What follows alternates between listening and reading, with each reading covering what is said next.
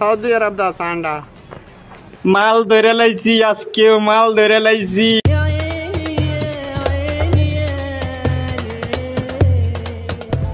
বন্ধুরা, সান্ডা মনে করে গুইসাপ খাচ্ছে জনগণ এবং গুইসাপ খেয়ে অনেকে হসপিটালে ভর্তি হয়েছে। সান্ডা ভেবে পুকুর থেকে গুইসাপ ধরে খেয়ে এক যুবক হসপিটালে। সোশ্যাল মিডিয়ার জ্বালায় বাঙালি এতটাই হুচুকে রয়েছে যে কোনটা গুইসাপ আর কোনটা সান্ডা এটা বাঙালি বুঝতে পারছে না। বাংলাদেশের চারিদিক থেকে খবর ভেসে আসছে যে গুইসাপ খেয়ে অনেকে অসুস্থ হয়ে গিয়েছে।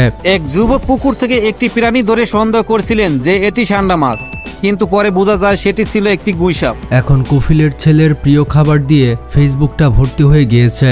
সোশ্যাল মিডিয়াতে ঢোকাই যাচ্ছে না। রিলস কিংবা শর্ট ভিডিও দেখব, সেখানেও দেখি সান্ডা আর সান্ডা। ফেসবুক স্ক্রল করতে গিয়ে নিউজ ফিডে দেখি সান্ডা। বন্ধুরা, বাঙালি একটা জিনিস পেলে সেটার গোষ্ঠী উদ্ধার করে ছেড়ে দেয়।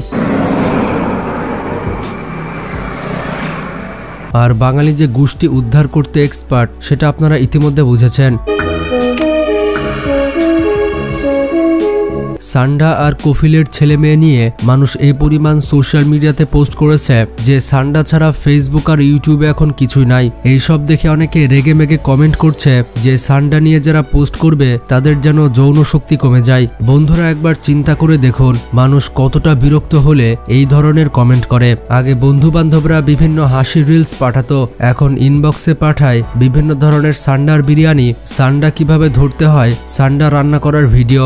এই প্রাণীটার নাম হলো সান্ডা। এটা মরুভূমি এলাকাতেই পাওয়া যায়। এটা বালির ভিতরে এরা থাকে। আগে মেয়ে মানুষেরা বয়ফ্রেন্ডের কাছে আবদার করত শপিং করে দেওয়ার জন্য, বিভিন্ন রেস্টুরেন্টে খাবার খেতে নিয়ে যাওয়ার জন্য বলতো, কিন্তু এখন সান্ডা টপিক আসার পর থেকে গার্লফ্রেন্ডরা আবদার করছে সান্ডা খাবে। এগুলো দেখে আমার মনে হচ্ছে যে আমি এখন আর সোশ্যাল মিডিয়া চালাচ্ছি না, সান্ডার খামারে কাজ করছি। আপনাদের ছোটন কাকার কথা তো মনে আছে, সে যেমন শীতের শোধনে দাঁড়াতে পারছিল না, এমন শীত যে শীতের শোধনে আমরা সান্ডার শোধনে ফেসবুক চালাতে পারছি না।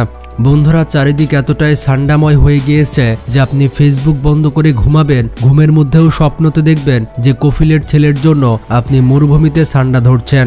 এখনো পর্যন্ত যারা জানেন না সান্ডা আর কফিলের ছেলে কি, তারা কিন্তু সুখে আছেন। তো এখানে বিষয়টা হচ্ছে বাংলাদেশের কিছু প্রবাসী সৌদি আরবে থাকে এবং সৌদি আরবে এই সান্ডা খাওয়ার প্রচলন রয়েছে। তো সেই সকল প্রবাসী বাঙালি তাদের মালিকদের জন্য এই সান্ডা ধরে থাকে এবং সান্ডার বিরিয়ানি করে আর এই ভিডিও সোশ্যাল মিডিয়াতে আপলোড করে।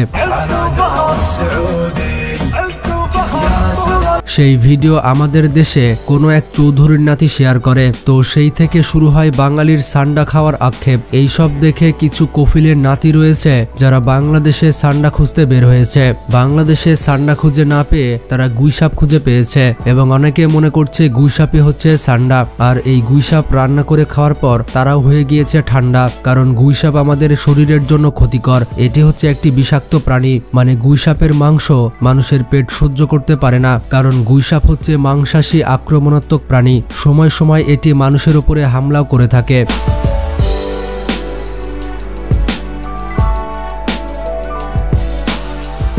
এবং দেখবেন গুইসাপের কিন্তু সাপের মতো জিভা রয়েছে। আমি একটা কথাই চিন্তা করছি, এই ধরনের প্রাণী মানুষ কিভাবে খায়, তাদের আসলে রুচি কিভাবে আসে? না ভাই, আমার তো রুচি আসবে না যতই সান্ডার বিরিয়ানি আমার সামনে দেওয়া হোক না কেন, কারণ এই ধরনের খাবারে তো আমরা কোনোভাবে অভ্যস্ত নই। এই সান্ডা দেখলেই গা ঝিনঝিন করে, এটা আবার মানুষ মজা করে খায় কিভাবে? এর থেকে তো টিকটিকি ভাজা খাওয়া অনেক ভালো। বন্ধুরা, বড় লোকদের যে খাবার রুচিতে একটু সমস্যা আছে, তাই সান্ডা বিরিয়ানি দেখলে বোঝা যায় ভাই আমরাও তো বড় লেভেলের মানুষ না যে সান্ডা খাওয়ার শখ রয়েছে।